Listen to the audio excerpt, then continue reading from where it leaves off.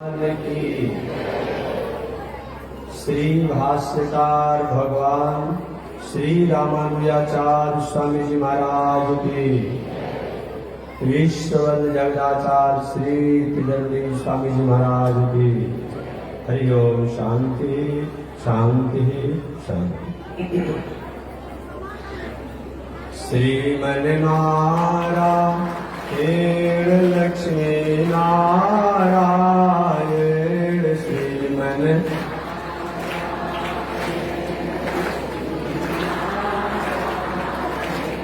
श्रीमन नारायण नारायण नारायण श्रीमन नारायण नारायण श्रीमन नारायण भवतारायण श्रीमन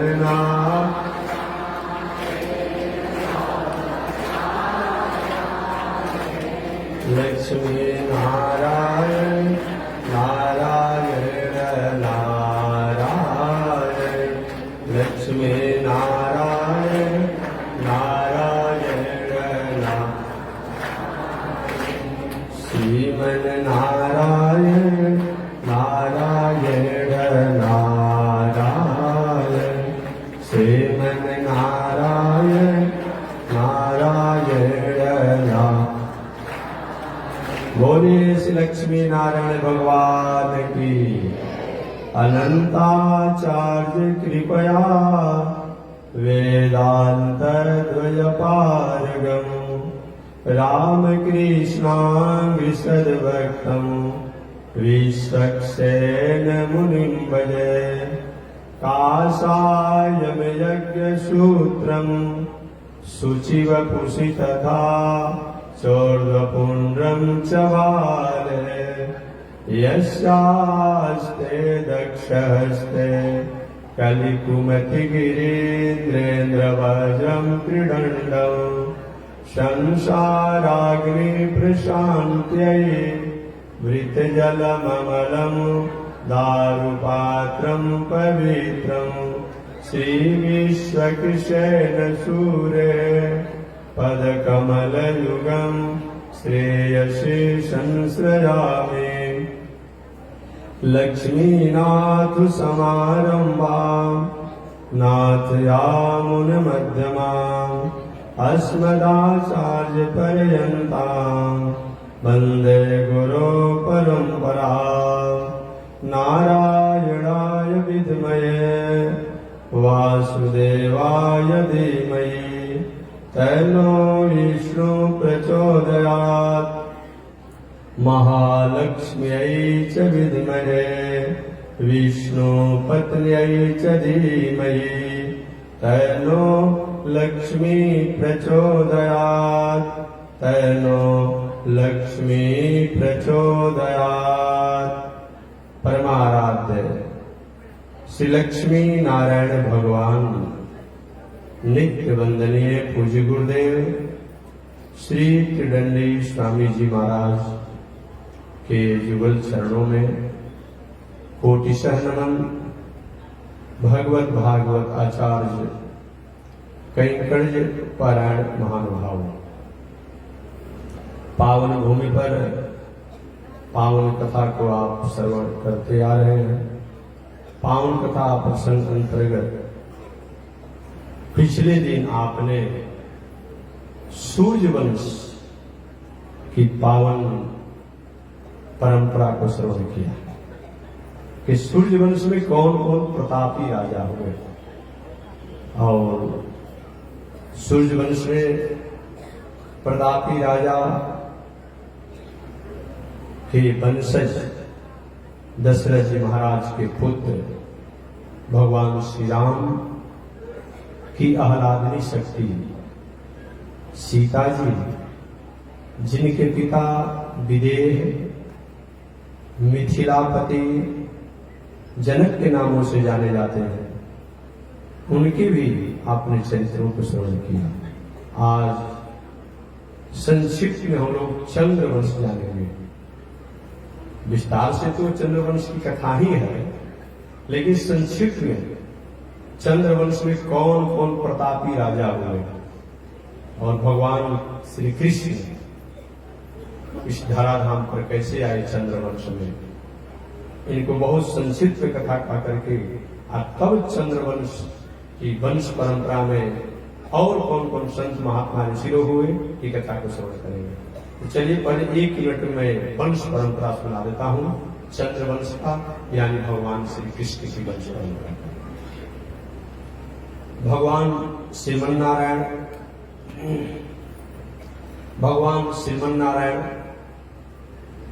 नारायण के नाभि से कमल, कमल से ब्रह्मा जी के पुत्र मरीचि ऋषि, मरीचि ऋषि के पुत्र कश्यप ऋषि, कश्यप ऋषि के पुत्र सूर्य नारायण सूर्य देव, सूर्य के पुत्र सत्यव्रत श्राद्ध देव वैवस्वत मनु, और सत्यव्रत श्राद्ध देव वैवस्वत मनु के पुत्र राजकुमार सुदुम्न, जो किसी काल में ईरा नाम की कन्या से भी जाने गए। राजकुमार सुदुम्न एक बार शंकर जी के कुछ शापित स्थानों में गए, जो पुनः दूसरी बार उनको स्त्री वेश में होना पड़ा। तो मनु महाराज के पुत्र जो राजकुमार सुदुम्न, जो राजकुमारी सुदुम्न के रूप में हो गए, स्त्री वेश में हो गए। शंकर जी के, पार्वती जी के शापित क्षेत्रों में जाने के कारण, और उस समय राजकुमार सुदुम्न जो स्त्री वेश में हो गए, ब्रह्मा के पुत्र चंद्रमा, ब्रह्मा के पुत्र जो अत्रि ऋषि, अत्रि ऋषि के पुत्र चंद्रमा, और चंद्रमा के पुत्र बुध, और बुध ने उन राजकुमार सुदुम्न जो स्त्री वेश में थे उनसे वंश विस्तार की कामना किया, जिसमें स्त्री वेश में राजकुमार सूर्यवंशी सुदुम्न थे। तो आगे सूर्यवंशी राजकुमार सुदुम्न जो स्त्री वेश में हो गए थे, साप के कारण उन राजकुमार सुदुम्न और चंद्रमा के पुत्र बुध, इन दोनों की मर्यादा से एक बालक हुए, जिस बालक का नाम पड़ा राजकुमार पुरुरवा। क्या नाम पड़ा? राजकुमार पुरुरवा। अब वही पुरुरवा से चल करके आगे और वंश परंपराएं चली। तो चलिए मैं संक्षिप्त सुना रहा हूं। भगवान श्रीमन नारायण के नाभि से कमल, कमल से ब्रह्मा, ब्रह्मा से मरीचि ऋषि, मरीचि ऋषि के पुत्र कश्यप ऋषि, कश्यप ऋषि के पुत्र सूर्य, सूर्य के पुत्र मनु, सत्यव्रत श्राद्ध वैवस्वत मनु, और मनु के पुत्र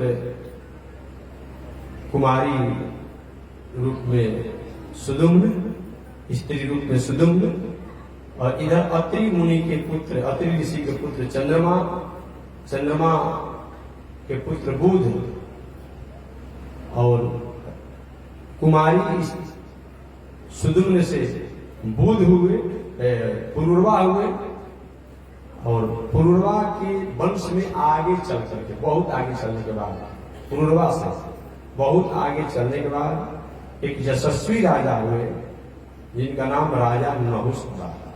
वही राजा नहुस है, अठवत संकट सहे गाल नहुख नरेश। वही राजा नहुस हैं जिस पृथ्वी के सम्राट थे, यहाँ के सम्राट थे, बहुत बड़े धर्मात्मा थे। 100 अश्वमेध जग को निर्विघ्न उन्होंने पूरा किया, और 100 अश्वमेध जग को निर्विघ्न जब पूरा किया, तो पूरा करने के बाद तो कुछ महाराज जी अश्वमेध यज्ञ द्वारा ही स्वर्ग को प्राप्त किया जाता है। अरे भाई, जीके में जो प्रश्न पूछा जाएगा उसको आंसर देंगे तभी तो आपको उसमें सफलता प्राप्त करेंगे। कोई कंपटीशन है और उसमें कॉपी है और पेपर भी है, तो जो जिसको टिक लगाना है, जो उत्तर देना है, तभी तो होगा। और बहुत से शास्त्रों का आप याद करें और आप अपने कॉपी में लिख दें कि साहब भले आपको पेपर के उत्तर में नहीं दे पा रहा हूँ, लेकिन मैं सभी किताबों को पढ़ता हुआ जानता हूँ। नंबर मिलेगा? नहीं मिलना चाहिए, नहीं मिलेगा। तो जैसे किसी एक पेपर को पूरा करने के लिए उसके ही अनुसार आपको जवाब देना पड़ता है, आंसर देना पड़ता है। ठीक वही बात है। उस स्वर्ग का जो मानक बताया गया है, 3 मानक, या तो घोर तपस्या साधना आराधना करके उसको प्राप्त किया जाता है, या तो धक्का मुक्की करके प्राप्त किया जाता है, छीन दिया जाता है, खदेड़ दिया जाता है, मार दिया जाता है। लेकिन ये सब जो है ये बहुत लंबी शासन इसके द्वारा नहीं प्राप्त किया जाता है। अस्थायी, क्या चीज? अस्थायी से राज प्राप्त होता है। कभी आपका बल हुआ करके खदेड़ करके मार करके भगा करके आपने बैठ गए, लेकिन हमेशा भय बना रहता है कब वो बलियार हो जाएगा, बलवान हो जाएगा, तब वो खदेड़ देगा। तो ये भी होता है। तीसरा होता है कि भाई अश्वमेध यज्ञ इत्यादि यज्ञों का, इसमें चाहकर भी कोई नहीं हटा पाता है कि भाई मैंने बहुमत प्राप्त किया है। तो बहुमत प्राप्त किया है, चाहे भला हो बुरा हो, अब जब तक इसका बहुमत कम नहीं होगा तब तक उसको हटा नहीं पाता है। इसीलिए स्वर्ग के तरीका। तो आपने राजा नहुष जी का नाम, माता जी बैठ जाओ, हाला मतलब हमको बार बार मतलब बैठ जाइए आप लोग। हाँ, अब कुछ बात में खुद दिल से निकल बाहर करके फिर आगे बैठ जाइए। राजा नहुष जी ने 100 अश्वमेध यज्ञ किया और 100 अश्वमेध यज्ञ करके स्वर्ग की गति को तो प्राप्त कर लिए, लेकिन स्वर्ग की गति को प्राप्त करने के बाद उनको ईगो हो गया, अहंकार आ गया। ऐसे थोड़े मैं आया हूं, सब अश्वमेध यज्ञ करके स्वर्ग की गति को प्राप्त किया हूं। अब एक दिन इतने ईगो में हो गए, अहंकार में हो गए कि अपने स्वरूप को भूल गए कि हमारा क्या स्वरूप होता है। अब मंत्रियों द्वारा उनको सलाह प्राप्त हुआ कि स्वर्ग आपका, स्वर्ग का सारा कार्यभार आपका, स्वर्ग के कर्मचारी आपके। तो क्या स्वर्ग के पहले के जो इंद्र थे, उन इंद्र की पत्नी आपके होनी चाहिए कि नहीं? क्योंकि बिल्कुल होनी चाहिए। तो महाराज होनी चाहिए तो उनको बना लीजिए अपना। और पहले इंद्र जो थे उनकी पत्नी का नाम था शची। आज शची जी के पास उन्होंने सूचना भेजा किया कि आप मेरी पत्नी बन जाओ, क्योंकि मैं स्वर्ग का राजा हो गया हूँ, मेरा नाम राजा नहुष है। बहुत धर्म संकट में शची फंसी। अपने गुरुदेव से पूछा, गुरु जी क्या करें, ये धर्म संकट मेरे साथ है। एक तो मेरे पति का राज चला गया, अरे भारत का सम्राट जो स्वर्ग का इंद्र बनकर के आया है, तो मेरी मर्यादा से खिलवाड़ करना चाहता है, चंचल करना चाहता है। आप कृपा कर कोई हमें मार्गदर्शन दीजिए। बृहस्पति ने कहा, बेटी कभी कभी धर्म संकट में फंस रहा हो तो किसी नालायक दुष्ट व्यक्ति की बातों में हुंकारी भर दीजिए, भले वो काम मत कीजिए। अब यहाँ कह दो, और बाद में अगर तुम्हारा सही में मर्यादा होगा तो तुम रक्षित हो जाओगे, क्योंकि दूसरा कोई उपाय नहीं समझ में आ रहा है।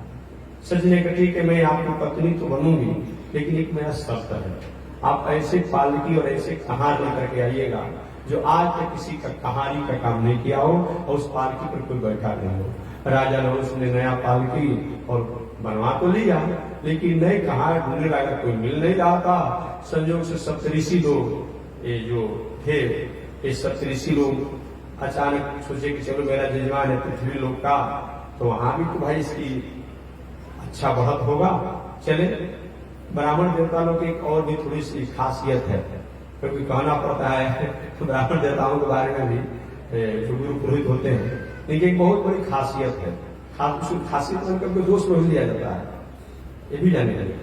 अब खासियत क्या है कि अगर कहीं का जजमान गांव में है, यहाँ जजमनी का है गांव में, और वो जजमान कहीं विदेश चला गया और विदेश में बहुत अच्छा धन संपत्ति वैभव ऐश्वर्य कीर्ति पद को प्राप्त किया है, या कहीं देशे में कहीं बहुत बड़ा प्रदेश में अच्छा संपत्ति पद पुरस्कार प्राप्त किया है, तो ब्राह्मण देवता के दिमाग में बात जरूर रहता है कि यहाँ तो उसके घर परिवार सब मेरा जजमनी का है ही, मेरा जजमान है ही, एक वहां जो हर आता है और धन संपत्ति पद प्रतिष्ठा प्राप्त किया है, वो वहां भी मेरा ही होना चाहिए, वहां के ब्राह्मणों का ऐसा नहीं होना चाहिए। और इसी नाते में एक पृथ्वी पर जो सप्तऋषि लोग राजा नहुष को आदर सत्कार और उनकी रहते थे, ये ऋषि उससे चलो वहां भी मेरा ही तो जजमान गया है राजा नहुष, वहां भी हमें हमारा ही होना चाहिए। बृहस्पति तो हमेशा देवताओं के पुरोहित बने रहते हैं। अब इसी उद्देश्य को लेकर के ये सप्तऋषि लोग स्वर्गलोक में पहुंचे। कश्यप, अत्रि, भरद्वाजो, विश्वामित्र अथ गौतम, जमदग्नि, वशिष्ठ, यही 7 ऋषि लोग। अब वहां स्वर्ग में पहुंचे, मंत्रियों ने कहा महाराज जतरा बन गया आपका। क्या बन गया? अरे कहाँ ढूंढ रहे थे, कहाँ अपने मने आ गए। अच्छा कौन? अरे यही सप्तऋषि लोग दूसरे का यात्रा, दूसरे का घी खाकर जय हो राजा जी, जय हो राजा जी करते रहते हैं। अपने घर नमक खरीदने में समस्या है, अब महाराज जी आए तो थोड़ा सा घी देना ही पड़ेगा, आटा देना ही पड़ेगा, आलू देना ही पड़ेगा। देखिए कोई भाई पुरोहित आ जाता है, करना ही पड़ता है, अपने पास हो या ना हो। तो यही है, एक दूसरे का आटा घी खाते रहते हैं, टकारते रहते हैं और मंगल कामना करते रहते हैं। इन्हीं को कहा बना ना, लेकिन इनमें यही मंत्रियों ने कहा, लेकिन इनके साथ एक वो खासियत है, इनके वाणी में जय भी है और वाणी में क्षय भी है। जयति यति क्या करते हैं, किसी का मंगल की भी कामना करते हैं अपने वेद मंत्रों द्वारा, वैदिक मंत्रों द्वारा, स्तोत्रों द्वारा, गायन द्वारा, और मन में थोड़ी उदासी होती है तो उसी वाणी से किसी के क्षय की भी बात करते हैं। तो संभल करके ऐसी भावना में ठगो इनको, ऐसे अपने सेवा में ठगो कि ठगा जाए, और ठगा जाएंगे तो तुम्हारे तो अपने वचन के कारण तुम्हारे काम को पूरा करेंगे। अरे क्या करें, एक बकुलवा भक्ति करो। बकुलवा भक्ति की बात समझते हैं आप लोग, क्या कहता है ना, श्रीमद् वाल्मीकि रामायण में आया है। श्रीमद् वाल्मीकि रामायण में भगवान श्री राम लक्ष्मण जी के साथ घूम रहे थे नदी किनारे, तो घूम रहे थे तो देखिए कि बकुला जो है जल के किनारे, नदी किनारे बहुत ध्यान से बैठा हुआ। भगवान श्री राम ने लक्ष्मण से कहा, लक्ष्मण देखो कितना बकुला ध्यान कर रहा है, ऐसे तो शास्त्रों को भी हम नहीं देखते हैं। तो जल में से मछली ने कहा, हे रघुनंदन, हे भगवान श्री राम, आप जानकर अनजान मत होइए, ये ध्यान नहीं कर रहा है। एक श्लोक है अभी हमको, सहवासी तुम बिजानिया, सहवास में रहने वाला व्यक्ति जो होता है, आसपास में रहने वाला व्यक्ति जो होता है, किसी के गुण और दोषों को जानता है, ये ध्यान नहीं कर रहा है। इसीलिए जल किनारा एक ध्यान में है कि जब मैं जल से बाहर निकलूं और हमको पकड़ लेगा। इसीलिए इसी को बकुलवा भक्ति कहते हैं। कभी कभी ऐसे भी विद्यार्थियों को जहां दिनचर्या बताया गया है तो काग चेष्टा बको ध्यान। बकुला जब मछली को पकड़ने के लिए जल के किनारे जब होता है, एकदम जोगी तपस्वी से भी अधिक ध्यान में रहता है। उसी प्रकार से पढ़ने वाले विद्यार्थी को चाहिए जब पढ़ने लगे तो कहीं उनका दिल दिमाग नहीं होना चाहिए, किताब पर शास्त्र पर पढ़ाई पर ही होना चाहिए। कि नहीं कि पढ़ रहे हैं मोबाइल पर आप लोग चल रहा है, छिप रहा देख भी रहे हैं, गेम देख रहे हैं, क्या पढ़ोगे जी? पढ़ाई ठीक रहेगा? दिमाग एक ही नहीं बैठेगा। चित्रहार देखता है लोग, गेम खेलता है लोग, और क्या क्या करता है। तो बहुत ने एक बात उदाहरण दे दिया, नहीं ऐसा मत करिए, अभी पढ़ने का समय है, आप पढ़िए तो मौका बाद में मिल जाएगा जो होने वाला होगा, लेकिन पढ़ने का समय है, आप पढ़िए। आज प्राय अधिक से अधिक हमारे जो कुछ भटकने वाले जो होनहार जो छात्र छात्राएं, चाहे बालक बालिकाएं हैं, इसके द्वारा भी कहीं उनको भटकने की संभावनाएं हो जाती है। अच्छे भी लोग हैं, ये मोबाइल जो कुछ आपके पास है ये हमें अच्छे कार्यों के लिए इसके द्वारा अलग अलग शास्त्रों को जीके को निकाल करके पढ़े सुनने जाने, लेकिन आज जो अपने दिल दिमाग को जो भटकाने का काम किया जा रहा है, इस पर कहीं कोई संयम नियंत्रण होना चाहिए। नहीं करेंगे तो उसका निर्णय आपके पास रहेगा। अभी पढ़ने का समय है, फिर आप गेम खेल रहे हैं और चित्रहार देख रहे हैं, और जब विवाह होगा श्रीमती जी कहिए नीमक तेल नहीं है लाल में, अब तो क्या करेंगे? पॉकेट में हाथ डालेंगे तो कुछ सही नहीं, और तो विवाद न होगा। घर में रोज महाभारत छिड़ेगा। तो ऐसा समस्या न आवे, पढ़ने के मौका पर पढ़िए। बाद में सब जो आपको व्यवस्थाएं है इसमें सिस्टम के अनुकूलतानुसार देखते रहेंगे कि कभी पढ़ने का समय है। तो मैं निवेदन करना चाह रहा था कि बकुला के समान विद्यार्थी को ध्यान करना चाहिए। और काव्य चेष्टा कहा गया है। काव्य चेष्टा माने कौआ देखते हैं जब किसी आंगन में काम पर लगता है तो परेशान होकर के आपको डांट कर भगाना पड़ता है। उसी प्रकार से पढ़ने वाले विद्यार्थी को जब पढ़ने लगे तो कोई भी ध्यान कहीं दिल दिमाग नहीं होना चाहिए। एक काव्य चेष्टा करना है। और स्वान लिखा, स्वान माने कुत्ता को कहा गया है। कुत्ता को कहा गया है। कुत्ता जो है कितना भी सोया रहता है, एक थोड़ा कुछ होता है तुरंत जग जाता है और जग करके अपना भोगना शुरू करता है। उसी प्रकार से पढ़ने लिखने वाले जोगी को साधु को चाहिए कि कुत्ता के समान शयन करना चाहिए। अब ये कितना सुता है तो उनको जगाना पड़ता है। नहीं, कुत्ते के समान होना चाहिए। कितना भी गाढ़ी निद्रा में हो, कोई भी होता तो जग जाइए। हम दूसरे की बात हम लोग क्या करें, हम लोग भी जब पढ़ते थे बहुत दिन का हम लोग नहीं हुए, बहुत दिन के तो हम लोग नहीं हुए, बहुत कम ही समय के हुए। लेकिन हम लोग जो पढ़ते थे कहाँ इतना बिजली है, कहाँ इतना सब कुछ था जी। ललटेनों तो घर में ये रहता था जी, किसी के यहाँ दिए से काम चलाया जाता था। अब उसमें भी कोई कम सामान्य जीवन होता तो एक दो दिया में तो पूरा घर का काम चल जाता था। कभी दिया कभी इधर कभी उधर करके तो हम लोग 1 बजे 2 बजे जग करके, क्योंकि 2 बजे से 4 बजे 5 बजे के बीच में जो पढ़ते हैं उसमें एक अधिक स्मरण शक्ति बन रहती है और जो पढ़ते अधिक हमारे दिमाग में आगे बैठता है। एक उसी समय निद्रा का भी प्रभाव रहता है। उसी समय तो पढ़ने का समय था। मैंने एक दिन बताया था आप लोगों से, आज तो लड़का अभी जन्म लिया तो उसको मोबाइल पर पढ़ाया जा रहा है, कागज कलम दिया जा रहा है, लेकिन कंडा के कलम पर लिखना पड़ता था और सब कुछ होना पड़ता था। अब तो सब भूल गया। तो हम लोग ये नहीं कहेंगे कि आज हम विकसित नहीं है और हमारा विकास नहीं हुआ है, ये बात हम नहीं कह पाएंगे है। लेकिन हमने अपने विकास को थोड़ी सी हम एक अपनी दूसरी व्यवस्था में लगा दिया, दूसरी व्यवस्था में लगा दिया है। आपने सुना होगा पहले विवाह शादी होता था तो जामा जोड़ा गांव में 2 4 5 सेट अगर नहीं होता था तो पूरे पंचायत का विवाह हो जाता था। जमा जोड़ा समझते हैं ना, पुराने लोग जानते होंगे, जो कोर्ट इत्यादि तरीका का होता है। जब विवाह शादी होता था मांग करके और सब विवाह में लोग जाते हैं। अरे और बात छोड़िए, विवाह शादी के अवसर पर अब चौकी या खाटी या तोषक बिछौना प्रसिद्ध तो लोग परेशान हो जाते थे कि भाई विवाह हर होते रहता था। और क्या है, तुरंत एक टेंट वाला सजा के ले लेते हैं। तो हम कितने विकास में है और एक को नकारा नहीं जा सकता क्योंकि हम हैं विकास में। 1-2 कपड़ा होगा उसमें सब परिवार जहाँ था हिंदे देते करता, आप देखो 2 को 4 को कपड़ा हो गया। अरे कपड़ा के बाद छोड़िए, मोबाइल भी अच्छे से लोग 2-3 हो गया। तो हम अच्छे आज इसको नकारा नहीं जा सकता है। आज से 50 वर्ष पहले की बात करें तो बड़े बड़े लोग, एक सामान्य व्यक्ति की मैं बात नहीं करता, बड़े बड़े लोग जो है यही बहादुर और यही जो हथिया जब नक्षत्र आती, कितने लोग के यहाँ खर्ची चावल भी नहीं रहता था जी। हम कब आकाश से आए हैं, हम इस दुनिया में रहने वाले हैं।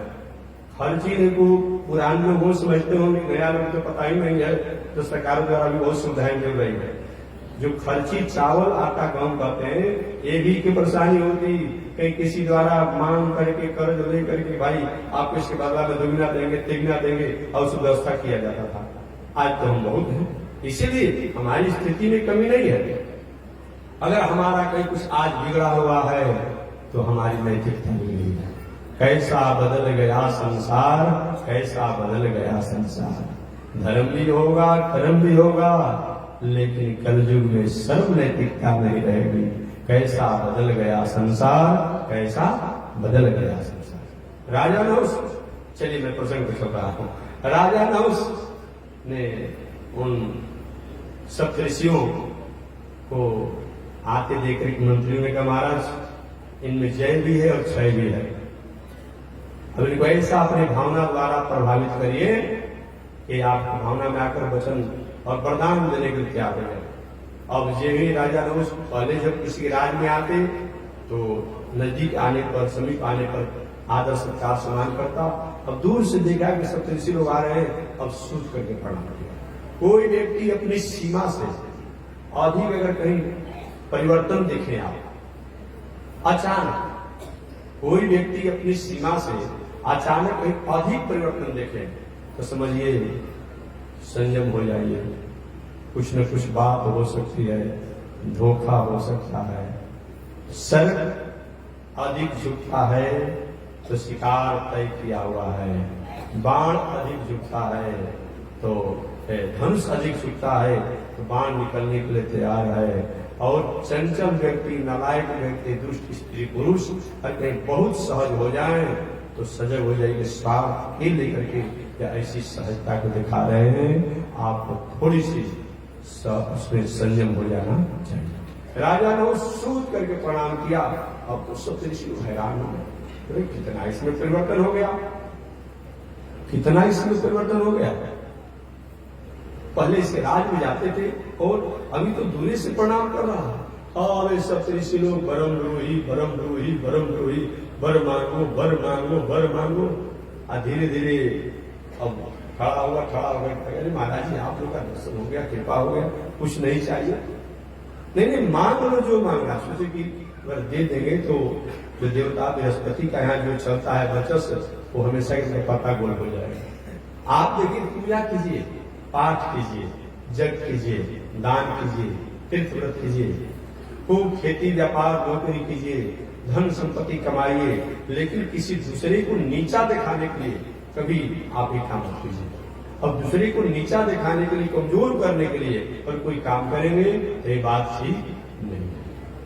अब बर मांगो, बर मांगो, बर मांगो। महाराज चलिए भले मैं आप लोग का आतिथ्य सेवा करूं। लाया और ला करके गद्दी पर बैठाया और बैठाने के बाद महाराज मैं पहले आपको चरण धोना चाहता हूँ, आरती करेंगे। पहले मांग लो और तब चरण धोना है और आरती पूजा करना है। तब सोचे लोग तो सोचा कि मांगी थे। महाराज जी मांगना यही है कि 5 मिनट में हमारा कहार अगर बन जाते हैं ना तो पीढ़ी दर पीढ़ी की सारी व्यवस्था कर देते। और ये बात सुनते ही विश्वामित्र बाबा तो अपना शेष पकड़ राम राम, कोई पाप बाकी रह गया है क्या? कितना तपस्या साधना मैंने किया और हमको एक कहार बनाना चाहता है, हमको भी नहीं छोड़ा। और ये वचन दे चुके हैं, सब लोग अफसोस कर रहे कहाँ हम भटक गए, कि गलत जगह पर आ गए क्या? ठीक है, तो वचन दे दिए हैं। और उसके बाद जो बैठे थे कि महाराज तेरे गोड़ को धोना चाहता हूँ और आरती करना चाहता हूँ, माला लगाना चाहता हूँ। सब ऋषियों ने कहा कि जो गोड़ धोना था धो लिया तुम, आरती हो गया। चलो जो हमने वचन दिया है उसी को हम पूरा करते हैं। अब तुम्हारा गोड़ नहीं धोआएंगे और माला नहीं लगवाएंगे और सत्कार नहीं करेंगे। वचन जो दिए हैं, ऋषि लोग वचन के पक्के होते हैं, संत महात्मा। चलो मैं तुम्हें पालकी लाओ और पालकी को कहार बन करके तुमको जो जहां पहुंचाना है पहुंचा देते हैं। पालकी मंगाया, पालकी में राजा नहुष बैठा और एक ब्राह्मण देवता ऋषि लोग कभी किसी कहानी में काम किए हैं। 7 लोग ऋषि लोग थे, कश्यप, अत्रि, भरद्वाजो, विश्वामित्र, कश्यप ऋषि, अत्रि ऋषि, भरद्वाज ऋषि, विश्वामित्र। ये 4 ऋषि लोग पालकी के डंडा जो होता है, डंडा उसमें आगे लगे। तो सबसे पहले पालकी के डंडा के सबसे आगे कश्यप ऋषि लगे, कश्यप ऋषि के पीछे कश्यप अत्रि ऋषि लगे, कश्यप अत्रि। तीसरे नंबर पर भरद्वाज ऋषि लगे और चौथे नंबर पर विश्वामित्र बाबा लगे। पालकी के आगे वाले डंडा और पीछे के डंडा में कश्यप, अत्रि, भरद्वाज, विश्वामित्र, गौतम ऋषि, जमदग्नि ऋषि और वशिष्ठ। 3 ऋषि पीछे और 4 ऋषि आगे। अब चाल बनेगा। अरे आज देखे कोई कहां होते हैं तो 2 आगे तो 2 पीछे, 3 आगे तो 3 पीछे। अब 4 ऋषि आगे, 4 पीछे। चाले नहीं बन रहा था, कभी आगे पीछे चाल हो जाता है, कभी लड़खड़ा जाते हैं। कभी कभी तो सोचते सोचते विश्वामित्र जी की क्या भगवान दंड देना था तो आप ही दंड क्यों नहीं दे दिए कि जो ऐसे दुष्ट राजा को एक कहार बनवा कर दंड दिलवा रहे हैं? कोई बहुत बड़ी गलती हो गई क्या? अब सोचते सोचते वो खड़े हो जाते थे, सोचते सोचते कभी कभी खड़े हो जाते थे। इतना ही उतावला हो गया था राजा नहुष कि ये क्या करता, तेजी उतावला था कि जल्दी सची के यहाँ पहुंच जाए और सची को अपना पत्नी बना ले। ये क्या करता कि सर्प व्याकरण से, ग्रामर से सर्प जो है ये मग धातु से बनता है। व्याकरण ग्रामर जो जानने वाले होंगे, तो सर्प जो है एक मग धातु से बनता है। तो मग धातु का मतलब जल्दी चलो जल्दी चलो जल्दी चलो, ये उतावला था। अब एक दो बार तो कुछ ऋषि लोग नहीं बोले, लेकिन एक बार इस राजा नहुष ने क्या किया, अपना पैर निकाल करके विश्वामित्र बाबा जो पालकी ढो रहे थे, और पालकी के डंटे, पालकी में जो आगे जो डंटा था, उस डंटे के पीछे जो थे पालकी में से बैठे उनके सीढ़ी पर अपना पैर रख दिया। सर मैंने जल्दी चलिए। और विश्वामित्र बाबा नाराज, अरे दुष्ट, राक्षस का काम कर आया, देववाणी संस्कृत बोल रहा है, तो जाओ सर को भव। वही मर करके राजा नहुष अजगर सांप बन गया। सर की गदी में रहने वाला, सर की गदी को पाने वाला राजा नहुष अजगर सांप बन गया अपने कर्मों के कारण। हठवश संकट सहे काल लोक है नरेश।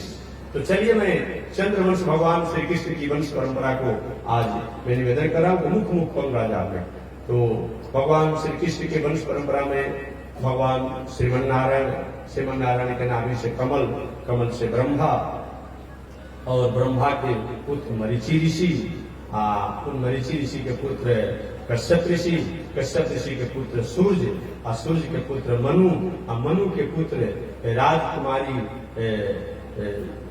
सुदुम्न, और इधर ब्रह्मा के पुत्र चंद्रमा, ब्रह्मा के पुत्र अत्रि ऋषि, और अत्रि ऋषि के पुत्र चंद्रमा, चंद्रमा के पुत्र बुध, बुध और ये राजकुमारी सुदुम्न, इन दोनों ने वंश विस्तार की अधिकार प्राप्त किया।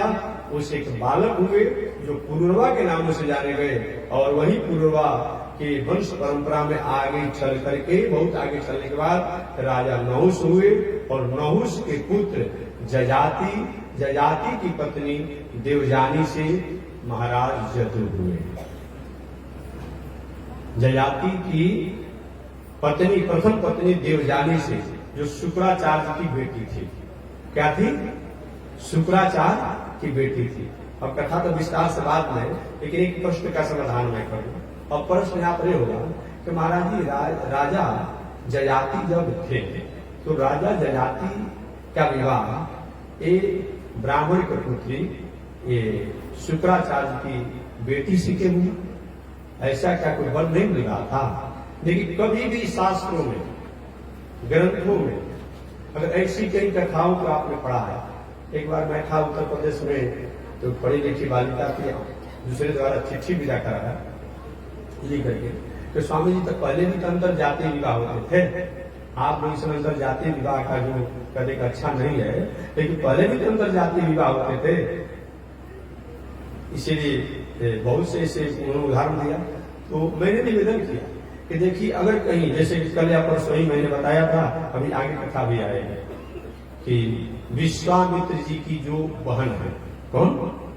विश्वामित्र बाबा की जो बहन है, जिनका नाम है सत्यवती, उन सत्यवती का विवाह जो है ऋचिक ऋषि के साथ हुआ।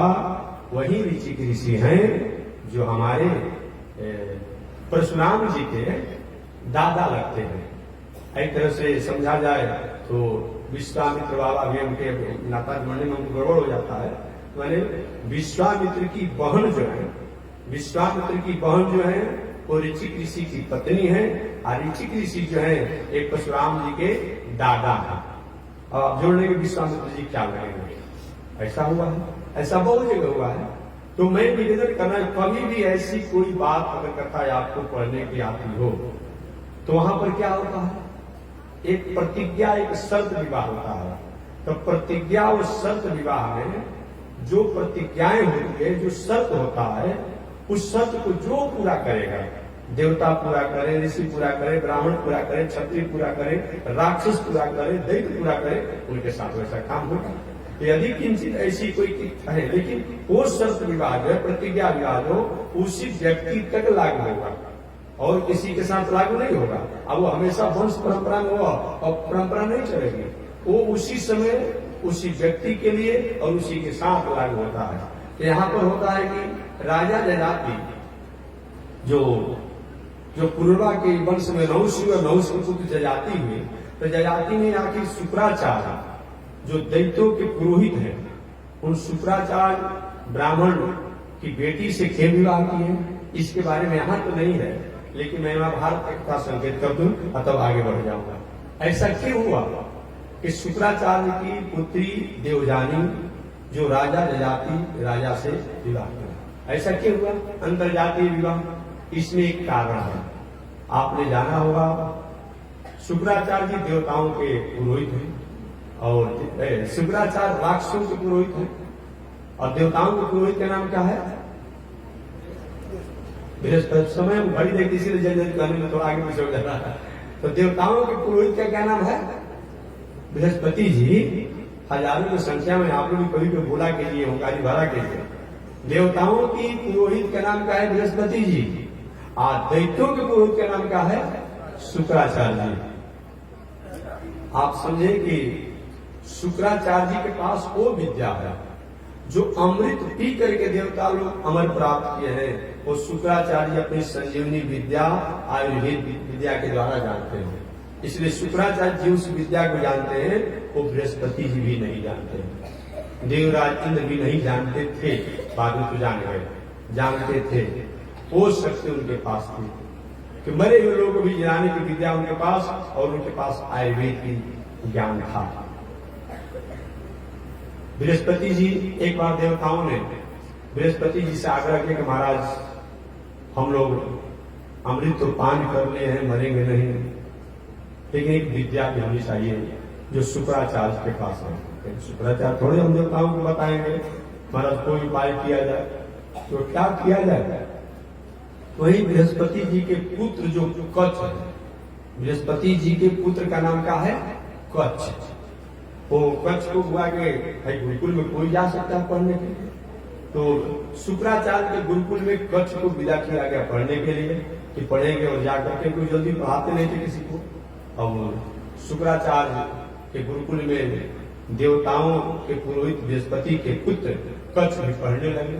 अब पढ़ने लगे तो दैत्यों को जब पता चला तो कभी दैत्यों को मार देते, कभी मुआ देते, और कभी तो जला कर भस्म भी कर देते। लेकिन अपने विद्या द्वारा ये शुक्राचार्य उनको नवजीवन प्राप्त करा देते थे।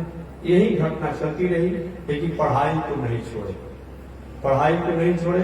और एक दो बात ऐसा हुआ कि प्रायः मृत्यु जैसा ही कर दिया था राक्षसों ने कि पढ़ जाएगा, विद्या जान जाएगा तो हम लोग को परेशानी बढ़ेगी। लेकिन शुक्राचार्य की बेटी देवजानी ने कच्छ को अपने पिता से कह करके नवजीवन प्राप्त कराया। समय बीतते गया, पूरा पढ़ाई को प्राप्त कर लिए। जब देवताओं के पुत्र कच्छ और पढ़ाई जब पूरा कर लिए कच्छ, कई गुरु जी मैं जाना चाहता हूं, तो जाने लगे। तो दैत्यों की पुत्री जो देवजानी है, जो कच्छ को कभी कभी अपने पिता से कह करके स्वस्थ और स्वास्थ्य लाभ भी करती, कहीं कि आप भी ब्राह्मण के पुत्र हैं और मैं भी ब्राह्मण की बेटी हूं, हम दोनों का वैवाहिक मर्यादा अच्छा रहता है। कच्छ ने कहा कि देखो, भले तुम्हारे पिता दैत्यों के पुरोहित हैं लेकिन है ब्राह्मण, और हमारे पिता देवताओं के पुरोहित हैं ब्राह्मण, तो एक तरह से मैंने तुम्हारे पिता से शिक्षा प्राप्त किया है। तो शिक्षा प्राप्त किया है तो मैं तुमको गुरु के और गुरु पत्नी के समान ही आदर देता हूं, मैं तुमसे विवाह नहीं करूंगा। आज की बात एक अलग है, मेरा विषय नहीं है, सामाजिक बात कभी कभी उपदेश के लिए कहते हैं, ये हमारा विषय नहीं है। आज दुर्भाग्य है, अब कुछ लोग गुरु कन्याओं को पढ़ाते हैं और कभी कभी उसी के साथ में चंचलता में हो जाते हैं, ये मर्यादा नहीं, और मैं बहुत कुछ नहीं कहूंगा। ऐसा होता है तो शायद वे अपने गुरु की संस्कृति को समझने में वो अक्षम है, ऐसा नहीं होना चाहिए। अब कच्छ ने कहा कि देखो तुम्हारे पिता द्वारा मैं पढ़ा हूं, तुम्हारे पिता मेरे गुरु हैं, तो तुम्हारी माता भी मेरे आदरणीय है और तुम भी गुरु के समान आदरणीय हो, मैं तुमसे विवाह नहीं करूंगा। देवजानी का ऐसा नहीं होगा, विवाह करो, और नहीं करोगे तो मैं साथ दे दूंगी। मैं बड़े बाप की बेटी हूं, मेरे पास भी शक्ति है कि तुम जो मेरे पिता से जो भी पढ़े हो, ये सब पढ़ाई जब काम की बात आएगी तो तुम्हारे काम में नहीं आएगी। क्योंकि देखो, भले तुम साथ दे दोगी लेकिन मैं ऐसा नहीं करूंगा। नीतिकारों ने कहा कि एक अक्षरम प्रदाचार, एक अक्षर भी अगर गुरु द्वारा सुन लिया जाए, जान लिया जाए, आदर की व्यवस्था होना चाहिए, आदरणीय होना चाहिए। अब नहीं माने कच्छ देवताओं के पुत्र जो हैं, बृहस्पति जी के जो पुत्र हैं, वही देवजानी ने, शुक्राचार्य की बेटी देवजानी ने साप दे दिया कि जाओ, जब तुम इस विद्या को मेरे पिता द्वारा पढ़े हुए विद्या को अपने काम में लेना चाहोगे तो काम नहीं करेगा, निसफल हो जाएगा। अरे भाई इतना परिश्रम करके मैंने पढ़ा लिखा और तुमने सहज में श्राप दे दिया, तो मैं भी तुम्हें श्राप देता हूं कि जाओ, तुमको भी कोई ब्राह्मण पति नहीं मिलेगा। वही कच्छ के श्राप के कारण देवजानी को ऐसा हुआ। चलिए समय बीतने लगा। इधर कच्छ जब गए अपने देवलोक में, अपनी सारी घटना को बताया, मैंने विद्या तो प्राप्त किया है, लेकिन गुरु पुत्री ने श्राप दिया है कि जब काम आएगा तो तुम्हारे काम के समय यह कामयाब नहीं होगा। तो उनके पिता बृहस्पति ने कहा कि क्यों न तो देवराज जी ने कोई विद्या बता दीजिए, कोई से काम करते रहेंगे। वही कच्छ जो है अपने पिता कहने पर जो शुक्राचार्य से विद्या संजीवनी प्राप्त किए थे, आयुर्वेद की विद्या संजीवनी प्राप्त किए थे, वो क्या किए कि देवराज इंद्र को बता दिए और देवराज इंद्र उस विद्या द्वारा मंगल करने का काम किया। इधर देवजानी को जो साप लगा गुरुपुत्र का, संयोग से एक बार देवजानी और जिस राज में राक्षस राज दैत्य राज के रहते थे, हाँ शुक्राचार्य जी, वो दैत्यों की बेटियां पुत्रियां और देवजानी जो शुक्राचार्य की बेटी है, यानी जजमान और पुरोहित जी की बेटियां, सब क्या किया, एक बार सुंदर सरोवर में स्नान करने के लिए गई और स्नान करने के लिए गई तो स्नान करते समय प्रायः वस्त्राभाव में थी, जिसको हम लोग अपनी भाषा में नग्न कहते हैं, वस्त्राभाव में थी। अचानक उसी समय बड़े जोरों से अंदर तूफान आया, एक दूसरे का वस्त्र एक दूसरे में जाकर के इधर उधर मिल गया और उसी समय कोई संत महात्मा ऋषि लोग आ रहे थे और उन संत महात्मा ऋषि लोग आ रहे थे तो इन्होंने सोचा क्या महात्मा लोग कहेंगे, ये ज्ञानी जन कहीं बताओ ऐसा स्वरूप लोग है। और उन संत महात्माओं की लज्जा से मर्यादा की रक्षा करने के लिए उन देवजानी और दैत्यों की पुत्रियां अपने अपने वस्त्रों को पहनने के लिए जल से बाहर निकली और जल से बाहर निकली तो जल्दी जल्दी में जो हवा के झकोरों से एक दूसरे के वस्त्र जाकर के हिल मिल गए थे, वो एक दूसरे के वस्त्रों को पहन लिया। अर्थात दैत्यों की पुत्री जिसका नाम है शर्मिष्ठा, उस शर्मिष्ठा के वस्त्रों को शर्मिष्ठा ने देवजानी के पुरोहित जी के पुत्री के वस्त्रों को पहन लिया था। देवजानी ने कहा कि मेरा वस्त्र है और तुम कैसे पहन लिया राक्षस बेटी होकर के। अब शर्मिष्ठा ने कहा जो दैत्यों के पुत्री तीसरों बढ़ चढ़ के बात मत करो, तुम्हारा बाप दादा और तुम हमारे यहाँ रोटी खाकर जीवन जीती हो और बढ़कर बात करती हो। कहा कहा सुनी हो गया होगा। और कहा सुनी में क्या किया, दैत्यों की पुत्री शर्मिष्ठा ने देवजानी को एक बगल में कुआं था, जिस कुआं में जल तो नहीं था, ढकेल दिया और सब अपने सहेलियों के साथ दैत्यों की पुत्री शर्मिष्ठा चली गई राज में। सायंकाल जब शुक्राचार्य देखी कि मेरी बेटी तो आई नहीं, बेटी आई नहीं, रात्रि भर ढूंढते रहे। अगले दिन अपने पुत्री को ढूंढते ढूंढते इसी बीच एक घटना हुआ। इसी बीच एक घटना यह हुआ कि संयोग से उसी मार्ग से एक राजा जजाति जा रहे थे। ये राजा जजाति जा रहे थे और राजा जजाति जब जा रहे थे देखिए कि एक कुआं से करुण आवाज आ रही है, रोने की आवाज आ रही है। तो देखिए कुआं में तो एक नग्न बालिका है, युवती है, जो वस्त्राभाव में कुएं में गिरी है। तो सोचे कि हमारी भारतीय संस्कृति, वैदिक संस्कृति में दया जो सबसे श्रेष्ठ धर्म बताया गया है, जिसमें जैसी पात्रता हो जैसा दया करने का अधिकार था। और उन्होंने क्या किया, अपने वस्त्रों को फेंक करके पहले तो कहा कि शरीर को ढक लो और ढकने के बाद तब उन्होंने कुआं गहराई बहुत थी, अपने हाथों को बढ़ाया और उस देवजानी को बाहर निकाल लिया, हाथों से बाहर निकाल लिया। बाहर निकलने के बाद देवजानी जो जजाति द्वारा दिए गए वस्त्र, उस वस्त्रों को लपेट करके एक वृक्ष के नीचे जाकर के बैठी थी। रो रही थी मैं राज में नहीं जाऊंगा, दैत्यों की पुत्री शर्मिष्ठा ने मुझे अपमान किया है उधर शुक्राचार्य अपनी बेटी को ढूंढते हुए आए तो देखी कि पेड़ के नीचे बैठ के तो रो रही है कि बेटी क्या कारण है, क्यों रो रही, क्यों तुम्हारा ऐसा काम किया। सारी घटना को देवजानी ने बताया। तो अपनी बेटी के दुख को जानकर के भाई तो मैं भी तुम नहीं जाऊंगा राजा, मेरे पुत्री के साथ ऐसा अपमान किया गया दैत्यों की पुत्री द्वारा। तो शुक्राचार्य जी कहे मैं नहीं जाऊंगा। यह घटना जब दैत्यराज वृषपर्वा को चला, जो दैत्यों का राजा वृषपर्वा था, जिसकी बेटी शर्मिष्ठा ने देवजानी के साथ ऐसा कार्य किया था। वृषपर्वा ने कहा कि मेरे पुरोहित जी मेरा मंगल कैसे होगा। आए अगर पुरोहित जी जो भी कहेंगे मैं मानूंगा, कि मैं नहीं मेरी बेटी जो कहे उसे मानेंगे आप, हम मानेंगे। देवजानी से पूछा गया बताओ क्या चाहती हो, तो देवजानी ने कहा मैं यही चाहती हूँ कि मेरा जहां भी विवाह हो ये दैत्यराज जो राक्षस राज है, राक्षसों का राजा जो है, जिनकी बेटी शर्मिष्ठा है, ये शर्मिष्ठा हमारा दासी बन करके रहेगी।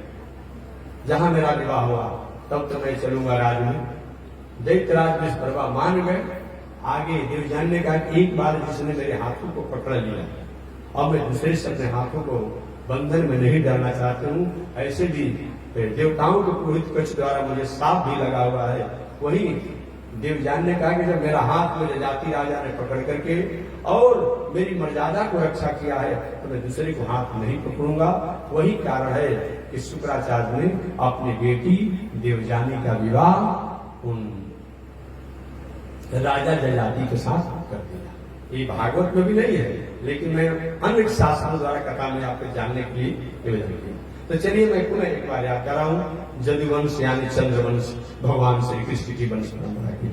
वही राजा पुरुरवा, और पुरुरवा के वंश में राजा नहुष हुए, और नहुष के पुत्र राजा जजाति हुए। जजाति की पत्नी का नाम देवजानी। जजाति का हालांकि एक तो देवजानी से हुआ था, एक राक्षसों, क्योंकि सब के अनुसार राक्षसों की बेटी जो शर्मिष्ठा थी उससे हुआ था। तो देवजानी द्वारा 3 पुत्र हुए, पुरु, जदु, अनु, और उससे भी और हुए, माने शर्मिष्ठा द्वारा। तो वही जदु महाराज हुए, और जदु वंश में बहुत आगे चलने के बाद धन्य है जदु जी महाराज कथा आप जानते होंगे। एक बार राजा जजाति 5 पुत्रों के होने के बाद भी कामना नहीं मन से गई, और कामना नहीं गई तो घोषणा कर दिए कि जो बेटा, जो पुत्र अपना, ऐसे के पास एक विद्या था कि अगर चाहेंगे तो दूसरे की जवानी ले सकते हैं, अपना बुढ़ापा दे सकते हैं।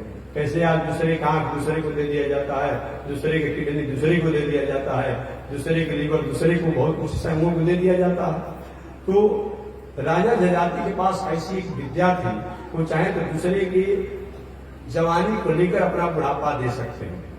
तो राजा जजाति ने घोषणा किया कि जो बेटा मेरा हमारी बुढ़ापा को लेकर के हमारी जवानी को, अपनी जवानी को देगा, उसको ही मैं राजा बनाऊंगा, और जो नहीं देगा उसको अन्य और जगहों का कहीं समान राजा बना दूंगा।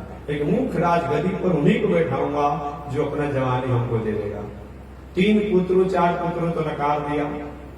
जदू जी ने कहा मैं नहीं दूंगा, और लोगों ने कहा कि मैं नहीं दूंगा।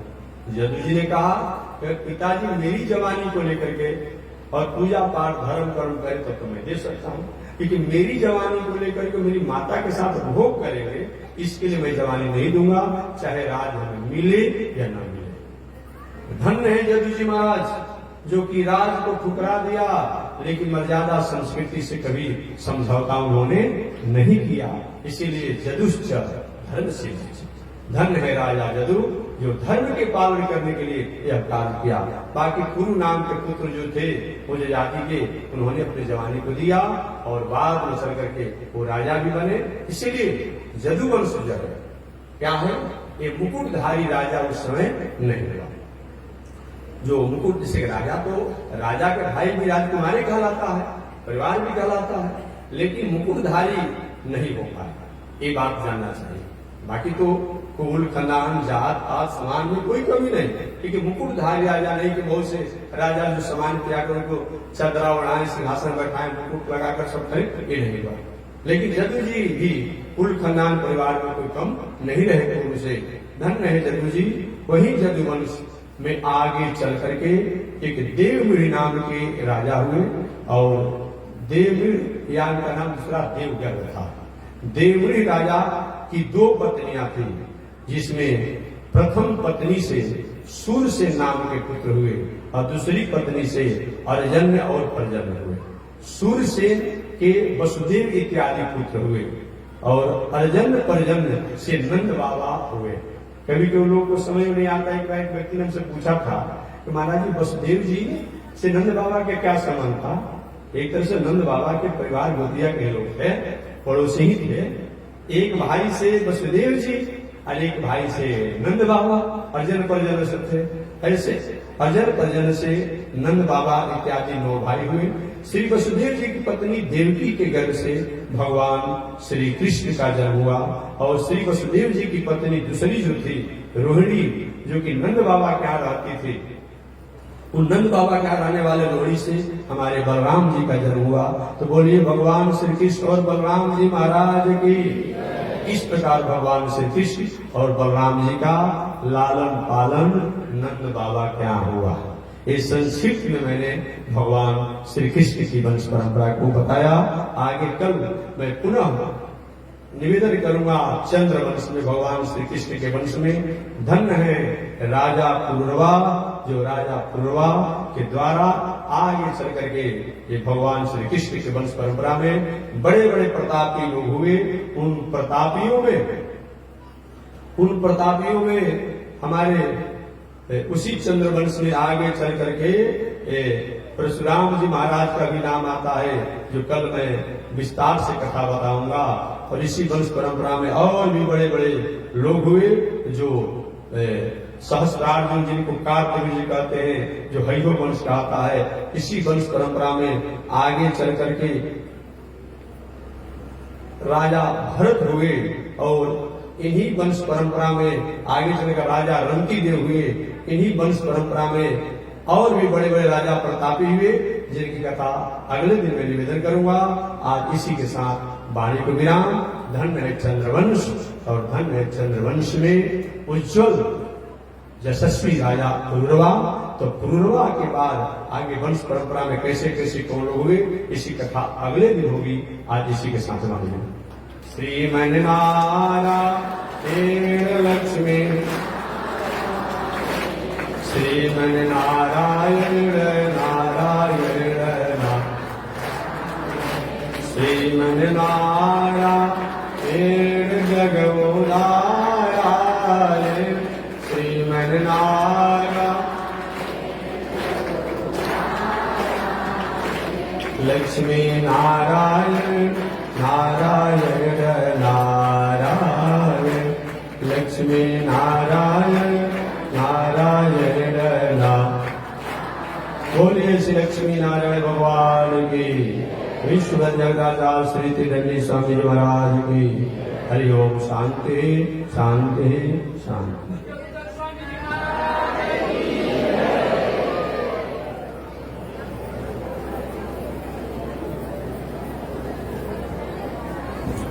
ओम चंद्रमा मनसो जात, चक्षो सूर्यो अजायत, श्रोत्रा वायुष प्राण समुगा दग्निरजायत, श्रीश्रुते लक्ष्मी शवग्न्यामहोरात्रे, पार्श्वे नक्षत्राणि रूपमस्मिनो व्यातम्ब, ईश्वे निघाण मो मयि घाण, सर्वलोकं मयि घाण, कासायं यज्ञसूत्रं शुचिवपुषितदा, शोर्धपुण्ड्रं च बाले यस्यास्ते दक्षस्ते, कलिकुमतिगिरीन्द्रेन्द्रभद्रं त्रिदण्डं, संसाराग्नि प्रशान्ते मृतजलममलं, दारुपात्रं पवित्रं, श्रीविश्वक्सेन सूरे पदकमलयुगं, श्रेयसे संश्रयामि अमरे राधशूद्रश्चलमतिरसोया प्रसवो,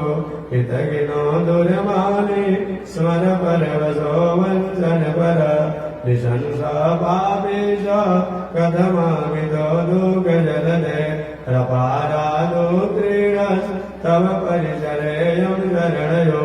लक्ष्मी नारायण भगवान की।